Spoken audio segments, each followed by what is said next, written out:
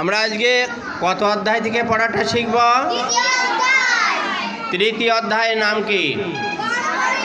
কর্মযোগ। এখান থেকে আমরা কত নাম্বার শ্লোক শিখব? 37 নাম্বার শ্লোক কে বলেছেন? আমরা শব্দগুলো জেনে নিই। কামেশ ক্রোধেশ রজগুণ সমদ্ভব মহাশন মহাপাপ্মা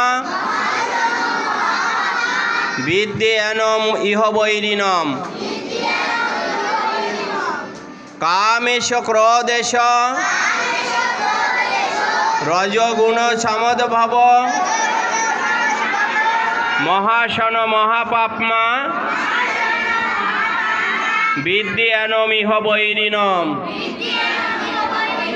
আমরা এখন অনুষ্টাপ ছন্দে পাঠটি করব। কামেশ ক্রোধেশ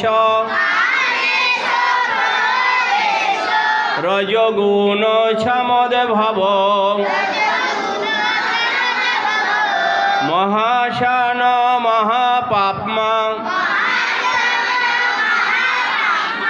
বিদ্যেয়নম ইহ বৈরিণম। কামেশ ক্রোধেশ রজগুণ সমদ্ভব মহাশন মহাপাপ্মা বিদ্যেয়নম ইহ বৈরিণম। আমরা দলীয় পাঠটাও সেরে নিই এই সঙ্গে, সবাই একসঙ্গে। কামেশ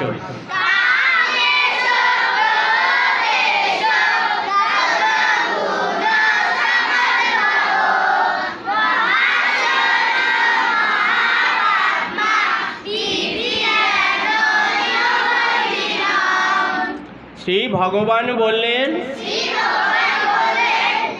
এই সমস্ত কাম ক্রোধ রজগুণ থেকে উদ্ভূত হয়, যা দুষ্পূরণীয় এবং অতিশয় উগ্র। এ সংসারে একে শত্রু বলে জানবে।